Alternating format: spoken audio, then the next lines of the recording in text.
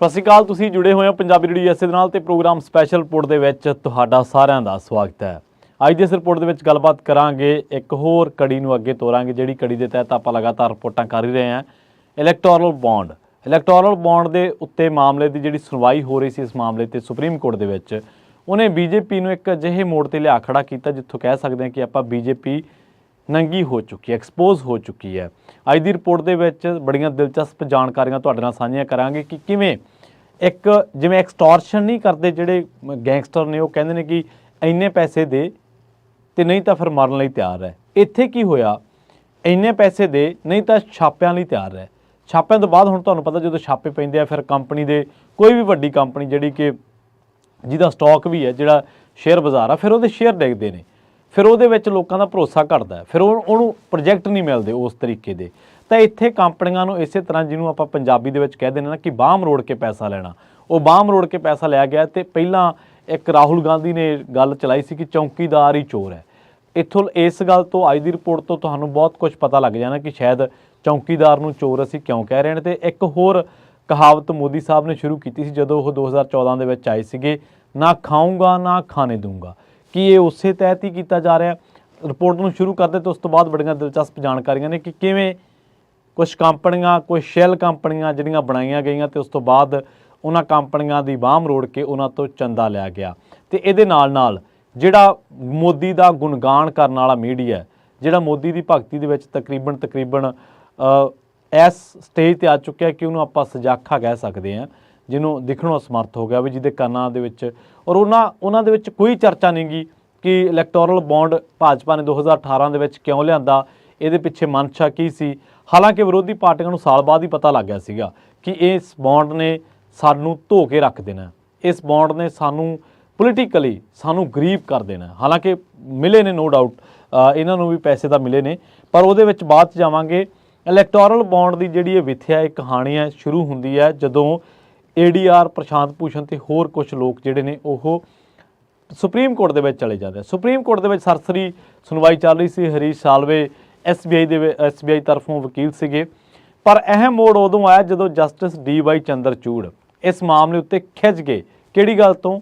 ਜਿਹੜੀ ਗੱਲ ਤੋਂ CBI ਕਹਿ ਰਹੀ ਸੀ ਕਿ ਡਾਟਾ ਸਾਡੇ ਕੋਲੇ ਹੈ, ਅਸੀਂ ਡਾਟਾ ਦੇਣ ਦੇ ਵਿੱਚ ਸਾਨੂੰ ਮੁਹਲਤ ਚਾਹੀਦੀ ਹੈ, ਸਾਨੂੰ 30 ਜੂਨ ਤੱਕ ਦਾ ਸਮਾਂ ਚਾਹੀਦਾ। ਉਹ ਕਹਿੰਦੇ ਕਿਉਂ ਚਾਹੀਦਾ? ਡਾਟਾ ਰੱਖੋ ਇੱਥੇ। ਉਸ ਤੋਂ ਬਾਅਦ ਜਦੋਂ ਉਹਨਾਂ ਨੇ ਕਿਹਾ ਕਿ ਡਾਟਾ ਰੱਖੋ ਇੱਥੇ, ਤਾਂ ਡਾਟਾ CBI ਨੂੰ ਮਾਫ ਕਰਨਾ, ਮੈਂ ਕਈ ਥਾਂ SBI ਸ਼ਬਦ ਹੈ, SBI ਬੈਂਕ ਨੂੰ ਡਾਟਾ ਦੇਣਾ ਪਿਆ। ਅਤੇ ਉਹ ਜਿਹੜਾ ਡਾਟਾ ਇਹਨਾਂ ਨੇ ਕਿਹਾ ਸੀਗਾ ਕਿ ਅਸੀਂ ਜੂਨ ਤੱਕ ਦਿਆਂਗੇ, ਉਹ ਡਾਟਾ ਕੁਝ ਘੰਟਿਆਂ 'ਚ ਦੇਤਾ। ਅਤੇ ਸੁਪਰੀਮ ਕੋਰਟ ਨੇ ਕਿਹਾ, ਜਸਟਿਸ DY ਚੰਦਰਚੂੜ ਨੇ ਕਿਹਾ ਕਿ ਤੁਸੀਂ ਝੂਠ ਕਿਉਂ ਮਾਰਦੇ ਸੀ, ਤੁਸੀਂ ਲੁਕਾਉਣਾ ਕਿਉਂ ਚਾਹ ਰਹੇ ਹੋ? ਇੱਕ ਸੈਟਅਪ ਹੈ, ਮੰਨ ਲਓ ਇਸ ਜਿਹੜੀ ਆ ਸਿਆਸੀ ਪਾਰਟੀ ਆ, ਮੰਨ ਲਓ ਭਾਜਪਾ ਸਿਆਸੀ ਪਾਰਟੀ ਆਪਾਂ ਕਹਿ ਦਿੰਦੇ ਸਿੱਧਾ ਹੀ।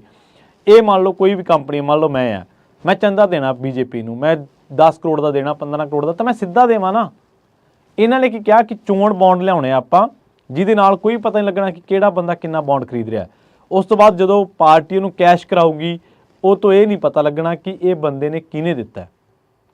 ਹੋ ਸਕਦਾ SBI ਨੂੰ ਪਤਾ ਹੋਵੇ, ਪਰ ਇਹਦਾ ਆਮ ਲੋਕਾਂ ਨੂੰ ਨਹੀਂ ਪਤਾ ਲੱਗਣਾ। ਸੋ ਹਜ਼ਾਰਾਂ ਕਰੋੜਾਂ ਦਾ ਤੁਸੀਂ ਦੇਖੋ ਕਿ ਗੈਂਗਸਟਰ ਤਾਂ ਫੋਨ ਕਰਕੇ ਧਮਕੀਆਂ ਦਿੰਦੇ ਆ, ਤਾਂ ਇੱਥੇ ਰਾਹੁਲ ਗਾਂਧੀ ਕਹਿ ਰਹੇ ਸੀ ਕਿ ਏਜੰਸੀਆਂ ਭੇਜ ਕੇ ਬਲੈਕਮੇਲਿੰਗ ਅਤੇ ਏਜੰਸੀਆਂ ਦੇ ਡਰਾਵੇ ਦੇ ਰਾਹੀਂ ਜਿਹੜਾ ਚੰਦਾ ਉਹ ਮੰਗਿਆ ਜਾ ਰਿਹਾ। ਅਤੇ ਇਸ ਮਾਮਲੇ ਦੇ ਵਿੱਚ ਦੋ ਧਿਰਾਂ ਨੇ ਬਹੁਤ ਸ਼ਾਨਦਾਰ ਕੰਮ ਕੀਤਾ BJP ਨੂੰ ਇਸ ਥਾਂ 'ਤੇ ਲਿਆ ਕੇ ਖੜੀ ਕਰਨ ਦਾ। ਕਈ ਲੋਕ ਤਾਂ ਇਹ ਵੀ ਕਹਿ ਰਹੇ ਨੇ ਕਿ BJP ਦੀ ਜਿਹੜੀ ਇੱਕ ਸਿਆਸੀ ਪਾਰਟੀ ਵਜੋਂ ਜਿਹੜੀ ਮਾਨਤਾ ਉਹ ਵੀ ਰੱਦ ਹੋ ਸਕਦੀ ਹੈ। ਹਾਲਾਂਕਿ ਹੋਊਗੀ ਨਹੀਂ ਹੋਊਗੀ ਇੱਕ ਵੱਡੀ ਗੱਲ ਹੈ, ਡਿਫਰੈਂਟ ਗੱਲ ਹੈ। ਪਰ ਖੈਰ ਆਪਾਂ ਉਸ ਗੱਲ ਵੱਲ ਜਾਂਦੇ ਹਾਂ ਜਿੱਥੋਂ ਪਤਾ ਲੱਗਦਾ ਕਿ ਕਿਹੜੀ ਕੰਪਨੀ ਨੇ ਕਿੰਨਾ ਦਿੱਤਾ ਅਤੇ ਕਿਉਂ ਦਿੱਤਾ ਚੰਦਾ। ਅਤੇ ਇਹਦੇ ਨਾਲ ਦੋ ਧਿਰਾਂ ਜਿਨ੍ਹਾਂ ਦੀ ਮੈਂ ਗੱਲ ਕੀਤੀ ਸੀ, ਇੱਕ ਤਾਂ ADR ਅਤੇ ਪ੍ਰਸ਼ਾਂਤ ਭੂਸ਼ਣ ਅਤੇ ਰਿਪੋਰਟਰਸ ਕਲੈਕਟਿਵ, ਉਹਨਾਂ ਨੇ ਇਸ ਮਾਮਲੇ ਦੇ ਵਿੱਚ ਬੜਾ ਆਲਾ ਦਰਜੇ ਦਾ ਕੰਮ ਕੀਤਾ। ਜਾਂ ਤੁਸੀਂ ਕਹਿ ਲਓ ਕਿ ਇਸ ਮਾਮਲੇ ਦੇ ਵਿੱਚ ADR ਅਤੇ ਰਿਪੋਰਟਰਸ ਕਲੈਕਟਿਵ, ਇਹਨਾਂ ਨੇ ਰਿਪੋਰਟਰ ਕਲੈਕਟਿਵ ਨੇ ਤਾਂ ਇੱਕ ਕੰਪਨੀ ਦਾ ਮੈਂ ਤੁਹਾਨੂੰ ਨਾਮ ਦੱਸੂਗਾ ਅੱਗੇ ਜਾ ਕੇ, ਉਹਨਾਂ ਦੇ ਸਾਰੇ ਡਾਟਾ ਖੰਗਾਲ ਲਿਆਂਦਾ।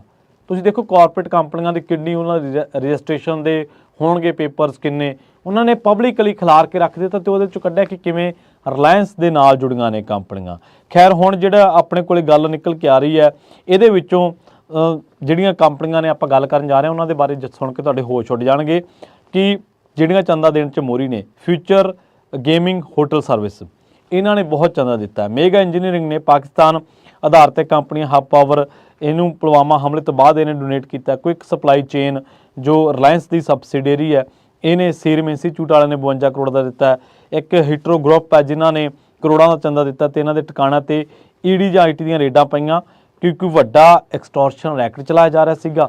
ਤੇ ਤੁਹਾਨੂੰ ਮੈਂ ਜੇ ਦੱਸਾਂ future gaming and hotel service limited, ਤਾਂ ਇਹਨਾਂ ਦੇ ਉੱਤੇ ਇਹਨਾਂ ਦੇ ਟਿਕਾਣਿਆਂ ਦੇ ਉੱਤੇ ਛਾਪੇ ਪਏ ਸੀਗੇ। ਜੇ ਆਪਾਂ ਗੱਲ ਕਰੀਏ ਇਸੇ ਕੰਪਨੀ ਦੀ, ਤਾਂ ਉਹਨਾਂ ਨੇ ਕਿਹਾ ਕਿ ਜਦੋਂ ਛਾਪੇ ਪਏ ਇਹਨਾਂ ਦੇ ਉੱਤੇ ਤਾਂ ਉਸ ਤੋਂ ਬਾਅਦ ਉਹਨਾਂ ਨੇ ਚੰਦਾ ਦਿੱਤਾ ਭਾਜਪਾ ਨੂੰ ਕਿ ਸਾਨੂੰ ਛੱਡ ਦਿਓ, ਸਾਨੂੰ ਬਖਸ਼ੋ, ਤੇ ਉਸ ਤੋਂ ਬਾਅਦ ਇਹਨਾਂ ਦੀ ਛਾਪੇਮਾਰੀ ਜਿਹੜੀ ਰੋਕੀ ਹੋਈ ਹੈ। ਹਾਲਾਂਕਿ ਇੱਕ ਜਿਹੜੀ ਕੰਪਨੀ ਹੈ ਉਹਨਾਂ ਦੇ ਉੱਤੇ ਹਾਲੇ ਵੀ ਛਾਪੇਮਾਰੀ ਜਿਹੜੀ ਹੈ ਕੀਤੀ ਜਾ ਰਹੀ ਹੈ।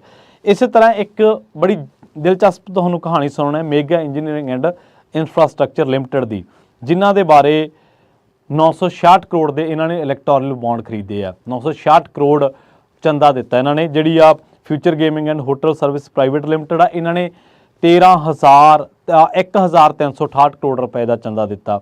ਬੌਂਡ ਜਿਹੜੇ ਇਹਨਾਂ ਨੇ ਖਰੀਦੇ ਉਸ ਤੋਂ ਬਾਅਦ ਦਿੱਤੇ ਇਹਨਾਂ ਨੇ। ਮੇਗਾ ਇੰਜੀਨੀਅਰਿੰਗ ਜਿਹੜੀ ਕੰਪਨੀ ਹੈ ਉਹਦੇ ਮਾਮਲੇ ਦੇ ਵਿੱਚ ਉਹ ਇੱਕ ਤੇਲੰਗਾਨਾ ਦੀ ਕੰਪਨੀ ਤੇ ਬੜੀ ਵਿਵਾਦਤ ਜੀ ਕੰਪਨੀ ਹੈ ਮੇਗਾ ਇੰਜੀਨੀਅਰਿੰਗ। ਉੱਥੇ ਕੀ ਹੋਇਆ ਕਿ ਇਸ ਕੰਪਨੀ ਨੇ हैदराबाद की कंपनी है तो इन्हें 900 करोड़ का इलैक्टोरल बॉन्ड खरीदा। क्यों खरीदा? ये कोले एक तेलंगाना का प्रोजैक्ट सीगा जिहड़ा कि बड़ा विवादित हो गया। उहदी लागत सीगी 82,000 करोड़ रुपया। 82,000 तो वध के उहदी लागत हो गई 1.5 लाख करोड़ रुपया, जिहदे विच कहा जाता कि उहदे बारे आर्थिक नुकसान होया सरकार नूं। कैग ने ये बारे रिपोर्ट दी, पर इस मामले दे विच हुण जे कैग ने रिपोर्ट दी है तो इसकी जांच होनी चाहिए सी, पर मेगा इंजीनियरिंग ने यदा एक शॉर्टकट कर दिया। उन्होंने इलैक्टोरल बॉन्ड खरीदे तो उस तो बाद सारा कुछ ठीक हो गया। उस तो बाद मेगा इंजीनियरिंग के उत्ते कोई तरह की कोई छापेमारी नहीं हुई, जे हुई है तो सरकार दसे। इस तरह तेलंगाना दे विच ही एक कलेश्वर डैम का मुद्दा बनया सीगा। उदों राहुल गांधी ने कहा सीगा कि इत्थे फरौती भ्रष्टाचार सारा कुछ वैलिड हो चुका है। उन्हें इलैक्टोरल बॉन्ड के संदर्भ दे विच ये गल कही सी। इहदे बारे हफिंगटन पोस्ट एक अदारा है उसने भी रिपोर्ट पाई सी कि किवें भाजपा के संपर्क दे विच आउंदे ही इस कंपनी के बहुत सारे पाप जिहड़े जां डैम दीआं ऊणताइयां दूर हो गईआं। अक्सर आपां ये चर्चा करदे कि जिहड़ा बंदा भाजपा दे विच आ जांदा है वो साफ हो जाता, वॉशिंग मशीन दे विच ठीक हो जाता है। अगे जिहड़ी वेदांता लिमिटेड की गल करिए, वेदांता लिमिटेड ने पब्लिक सैक्टर ਦੀਆਂ ਕੰਪਨੀਆਂ ਜਿਹੜੀਆਂ ਮਾਈਨਿੰਗ ਦੀਆਂ ਕੰਪਨੀਆਂ ਉਹਨਾਂ ਤੋਂ ਕੰਮ ਖੋਲਿਆ। ਪਹਿਲੀ ਗੱਲ ਤਾਂ ਪਬਲਿਕ ਸੈਕਟਰ ਸਰਕਾਰ ਦੀ, ਮਤਲਬ ਇਹਨਾਂ ਨੇ ਵਿਦਾਂਤਾ ਇੱਕ ਉਹ ਕੰਪਨੀ ਆ ਜਿਹਦੇ ਬਾਰੇ ਕਿਹਾ ਜਾਂਦਾ ਕਿ ਜਿਹੜਾ ਪਿੱਛੇ ਜੇ ਇੱਕ ਖੁਦਾਈ ਹੋ ਰਹੀ ਸੀ, ਮਾਈਨਿੰਗ ਹੋ ਰਹੀ ਸੀਗੀ, ਗੁਫਾ ਦਾ ਕੰਮ ਜਿਹੜਾ ਚੱਲ ਰਿਹਾ ਸੀਗਾ, ਉਹਦੇ ਵਿੱਚ ਜਿਹੜਾ ਹਾਦਸਾ ਹੋਇਆ ਆਪਾਂ ਦੇਖਿਆ ਉਹਦੇ ਵਿੱਚ ਕਿੰਨੀਆਂ ਟੈਕਨੀਕਲੀ ਊਣਤਾਈਆਂ ਸੀਗੀਆਂ ਪਰ ਕਿਸੇ ਨੂੰ ਨੋਟ ਕੀਤੀਆਂ ਨਹੀਂ। ਵਿਦਾਂਤਾ ਗਰੁੱਪ ਦਾ ਕੰਮ ਇਸੇ ਤਰ੍ਹਾਂ ਚੱਲ ਰਿਹਾ। ਸੀਰਮ ਇੰਸਟੀਚਿਊਟ ਦੇ ਬਾਰੇ ਕਿਹਾ ਜਾਂਦਾ ਕਿ ਇਹਨਾਂ ਨੇ ਸੀਰਮ ਇੰਸਟੀਚਿਊਟ ਵਾਲਿਆਂ ਨੇ 90 ਕਰੋੜ ਦਾ ਜਿਹੜਾ ਫੰਡ ਸੀਗਾ, 50 ਕਰੋੜ ਰੁਪਏ ਫੰਡ, ਮਾਫ ਕਰਨਾ, 50 ਕਰੋੜ ਰੁਪਏ ਦਾ ਫੰਡ ਇਹਨਾਂ ਨੇ ਦਿੱਤਾ ਇਲੈਕਟੋਰਲ ਬੌਂਡ ਦੇ ਰੂਪ ਦੇ ਵਿੱਚ ਤੇ ਉਸ ਤੋਂ ਬਾਅਦ ਸੀਰਮ ਜਿਹੜੀ ਵੈਕਸੀਨ ਹੈ ਉਹਨੂੰ ਦੇਸ਼ ਭਰ ਦੇ ਵਿੱਚ ਵੇਚਿਆ ਗਿਆ। ਇਸੇ ਤਰ੍ਹਾਂ ਹਲਦੀਆ એનર્ਜੀ ਲਿਮਟਿਡ ਆ ਜਿਨ੍ਹਾਂ ਨੇ ਤਕਰੀਬਨ 370 ਕਰੋੜ ਦੇ ਬੌਂਡ ਜਿਹੜੇ ਆ ਖਰੀਦੇ। ਉਹਨਾਂ ਨੇ ਕੀ ਕੀਤਾ ਅਸਲ ਦੇ ਵਿੱਚ ਹਲਦੀਆ ਦੇ ਉਹਨਾਂ ਦੇ ਉੱਤੇ 1 ਅਕਤੂਬਰ 2019 ਤੇ 5 ਜਨਵਰੀ 2024 ਦੇ ਵਿਚਾਲੇ ਇਹਨਾਂ ਨੇ 377 ਕਰੋੜ ਰੁਪਏ ਦਾਨ ਕੀਤਾ। ਇਹ ਕੋਲਕਾਤਾ ਸਥਿਤ ਅਰਬਪਤੀ ਆਰਪੀ ਸੰਜੀਵ ਗੋਇਨਕਾ ਸਮੂਹ ਦੇ ਇਹਦੇ ਮਾਲਕ ਹੈ। ਇਹ ਬਿਜਲੀ ਊਰਜਾ ਤੇ ਹੋਰ ਆਈਟੀ ਤੇ ਹੋਰ ਕਈ ਕੰਪਨੀਆਂ ਦੇ ਵਿੱਚ ਇਹਨਾਂ ਦਾ ਕਾਰੋਬਾਰ ਹੈ। ਇਹਨਾਂ ਦੇ ਉੱਤੇ ਇਹਨਾਂ ਨੇ ਕੀ ਕੀਤਾ ਕਿ ਹਲਦੀਆ એનર્ਜੀ ਲਿਮਟਿਡ ਪੱਛਮੀ ਬੰਗਾਲ ਦੀ ਬੰਦਰਗਾਹ ਟਾਊਨਸ਼ਿਪ ਦੇ ਵਿੱਚ ਉਹਨਾਂ ਨੇ ਪਲਾਂਟ ਵੀ ਚਲਾਉਂਦੀ ਹੈ ਤੇ ਇਹਨਾਂ ਦੇ ਉੱਤੇ 1 ਅਕਤੂਬਰ 2019 ਨੂੰ ਚੋਣ ਬੌਂਡ ਜਿਹੜਾ ਖਰੀਦਣਾ ਸ਼ੁਰੂ ਕੀਤਾ, ਜਿਸ ਤੋਂ ਬਾਅਦ ਇਹਨਾਂ ਨੇ 1 ਕਰੋੜ ਰੁਪਏ ਦੇ ਬੌਂਡ ਖਰੀਦੇ। ਫਿਰ ਇਹਨਾਂ ਨੇ ਆਏ ਸਾਲ ਇਹਨਾਂ ਨੇ ਬੌਂਡ ਖਰੀਦੇ ਤੇ ਉਸ ਤੋਂ ਬਾਅਦ ਇਹਨਾਂ ਨੇ ਕਿਸ਼ਤਾਂ ਦੇ ਵਿੱਚ 105 ਕਰੋੜ ਰੁਪਏ ਖਰਚ ਕੀਤੇ। 2022 ਦੇ ਵਿੱਚ ਇਹਨਾਂ ਨੇ 85 ਕਰੋੜ ਦੇ ਬੌਂਡ ਖਰੀਦੇ, ਜਦਕਿ 2023 ਦੇ ਵਿੱਚ ਇਹਨਾਂ ਨੇ 115 ਕਰੋੜ ਦੇ ਬੌਂਡ ਖਰੀਦੇ। ਇਹਨਾਂ ਨੇ 2024 ਦੇ ਵਿੱਚ ਵੀ ਆ ਕੇ 35 ਕਰੋੜ ਦੇ ਬੌਂਡ ਜਿਹੜੇ ਆ ਉਹ ਖਰੀਦੇ। ਜੇਕਰ ਆਪਾਂ ਦੂਜੀ ਗੱਲ ਦੇ ਵੱਲ ਚੱਲ ਗਏ, ਜੇਕਰ ਆਪਾਂ ਹੋਰ ਕੰਪਨੀਆਂ ਦੇ ਵੱਲ ਚੱਲ ਗਏ, ਚੇਨਈ ਗ੍ਰੀਨ ਵੁੱਡਸ ਦੀ ਗੱਲ ਕਰੀਏ ਤਾਂ ਇਹ ਜਿਹੜੀ ਕੰਪਨੀ ਹੈ ਇਹਨੇ 410 ਕਰੋੜ ਦੇ ਬੌਂਡ ਖਰੀਦੇ ਸੀਗੇ ਲੰਘੇ ਸਾਲਾਂ ਦੇ ਵਿੱਚ। ਉਸ ਤੋਂ ਬਾਅਦ ਕੰਪਨੀ ਦੀ ਜਾਣਕਾਰੀ ਦੇ ਮੁਤਾਬਕ ਕੰਪਨੀ ਜਿਹੜੀ ਆ ਉਹ 23 ਸਾਲ ਪਹਿਲਾਂ 2000 ਦੇ ਵਿੱਚ ਸਥਾਪਿਤ ਹੋਈ ਸੀ। ਉਸ ਤੋਂ ਬਾਅਦ ਪਤਾ ਲੱਗਿਆ ਕਿ ਇਹ ਜਿਹੜੀ ਕੰਪਨੀ ਹੈ ਰਿਲਾਇੰਸ ਸਮੂਹ ਦੇ ਨਾਲ ਜੁੜੀ ਹੋਈ ਆ ਤੇ ਪਹਿਲਾਂ ਇਹਨੇ 5 ਜਨਵਰੀ 2022 ਨੂੰ ਬੌਂਡ ਖਰੀਦਿਆ, ਫਿਰ 10 ਜਨਵਰੀ ਨੂੰ ਖਰੀਦਿਆ ਤੇ ਇਸ ਤੋਂ ਬਾਅਦ ਅਗਲੀ ਖਰੀਦ 11 ਨਵੰਬਰ 2022 ਨੂੰ ਬੌਂਡ ਖਰੀਦਿਆ ਤੇ ਸਾਰੇ ਬੌਂਡ 1 ਕਰੋੜ ਤੋਂ ਉੱਪਰ ਸੀਗੇ। ਜਿਹੜੀ ਇੱਕ ਹੋਰ ਕੰਪਨੀ ਜੋਬਾ ਕਾਰਪ, ਇਸ ਕੰਪਨੀ ਦਾ ਕਹਿਣਾ ਇਹ ਹੈ ਕਿ ਇਹਦੇ ਕੋਲੇ ਇੱਕ ਧੋਬੀ ਤਲਾਬ ਮਾਫ ਕਰਨਾ ਮੁੰਬਈ ਦੇ ਪਾਸੇ ਇੱਕ ਇਲਾਕਾ ਤੇ ਉੱਥੇ ਇਹਨਾਂ ਨੇ ਜਿਹੜਾ ਕੰਮਕਾਰ ਕਰਦੇ ਆ ਤੇ ਇਹਨਾਂ ਕੋਲੇ ਜਿਹੜਾ ਟਰਨਓਵਰ ਹੈ ਇਹਨਾਂ ਦਾ, ਉਹਨਾਂ ਦੇ ਮੁਤਾਬਕ ਇਹਨਾਂ ਦਾ ਕਰੋੜਾਂ ਦੇ ਵਿੱਚ ਕੰਮਕਾਰ ਹੈ ਤੇ ਇਹਨਾਂ ਨੇ ਵੀ ਕੁਝ ਛਾਪੇਮਾਰੀਆਂ ਇਹਨਾਂ ਤੇ ਹੋਈਆਂ ਤੇ ਉਸ ਤੋਂ ਬਾਅਦ ਇਹਨਾਂ ਨੇ ਵੀ ਬੌਂਡ ਜਿਹੜੇ ਆ ਉਹ ਖਰੀਦੇ। So future gaming and hotel service private limited, ਜਿਨ੍ਹਾਂ ਦਾ ਲੋਟਰੀ ਦਾ ਕਾਰੋਬਾਰ ਆ, ਇਹਨਾਂ ਦੇ ਉੱਤੇ ਛਾਪੇ ਪਏ, ਇਹਨਾਂ ਨੇ ਬੌਂਡ ਖਰੀਦੇ। ਮੇਗਾ ਇੰਜੀਨੀਅਰਿੰਗ ਐਂਡ ਇਨਫਰਾਸਟ੍ਰਕਚਰ ਲਿਮਟਿਡ, ਇਹਨਾਂ ਦੇ ਬਾਰੇ ਆਪਾਂ ਕਹਿ ਸਕਦੇ ਹਾਂ ਕਿ ਇਹਨਾਂ ਦੇ ਕੰਮਾਂ ਦੇ ਵਿੱਚ ਊਣਤਾਈਆਂ ਸਾਹਮਣੇ ਆਈਆਂ ਤੇ ਇਹਨਾਂ ਨੇ ਬੌਂਡ ਖਰੀਦੇ ਤੇ ਇਹਨਾਂ ਨੇ 966 ਕਰੋੜ ਦਿੱਤਾ। Quick supply chain private limited, Vedanta limited, Haldia energy limited, Essel mining and industry limited, ਇਹ ਉਹ ਕੰਪਨੀਆਂ ਨੇ ਜਿਨ੍ਹਾਂ ਨੇ ਕੁਝ ਹੀ ਸਮੇਂ ਦੇ ਦੌਰਾਨ ਕਰੋੜਾਂ ਰੁਪਏ ਦਾ ਚੰਦਾ ਲੋਕਾਂ ਨੂੰ ਦਿੱਤਾ, ਮਾਫ ਕਰਨਾ ਸਿਆਸੀ ਪਾਰਟੀਆਂ ਨੂੰ ਦਿੱਤਾ।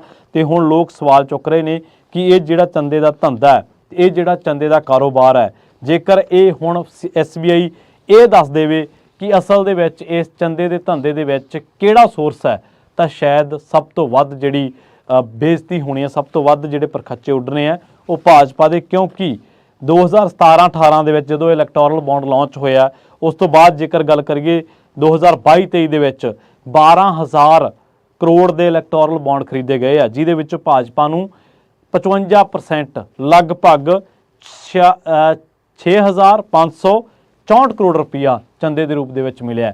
ਕਿ ਇਹ ਜਿਹੜੀ ਗੈਂਗਸਟਰ ਐਕਸਟੋਰਸ਼ਨ ਕਰਦੇ ਨੇ ਇੱਕ ਗੈਰ ਕਾਨੂੰਨੀ ਰੂਪ ਦੇ ਵਿੱਚ, ਕਿ ਉਹ ਕਾਨੂੰਨੀ ਰੂਪ ਦੇ ਵਿੱਚ ਕੀਤੀ ਹੈ ਕਿ ਪਹਿਲਾਂ ਛਾਪੇਮਾਰੀਆਂ, ਬਾਮ ਰੋੜੀ ਤੇ ਉਸ ਤੋਂ ਬਾਅਦ ਚੰਦਾ ਲਿਆ ਗਿਆ। ਪਰ ਸਭ ਤੋਂ ਵੱਡੀ ਚਲਾਕੀ, ਸਭ ਤੋਂ ਵੱਡੀ ਗੱਲ SBI ਦੀ ਹੈ ਕਿ ਉਹਨੂੰ ਇਹ ਜਾਣਕਾਰੀਆਂ ਦੇਣ ਤੋਂ ਰੋਕ ਕੌਣ ਰਿਹਾ ਸੀ। ਇਹ ਸਭ ਤੋਂ ਵੱਡਾ ਸਵਾਲ ਕਿ ਇਹ ਜਾਣਕਾਰੀਆਂ ਬਾਹਰ ਆਉਣ ਤੋਂ ਡਰ ਕਿਹਨੂੰ ਸੀ, ਇਹਦਾ ਨੁਕਸਾਨ ਕਿਹਨੂੰ ਹੈ।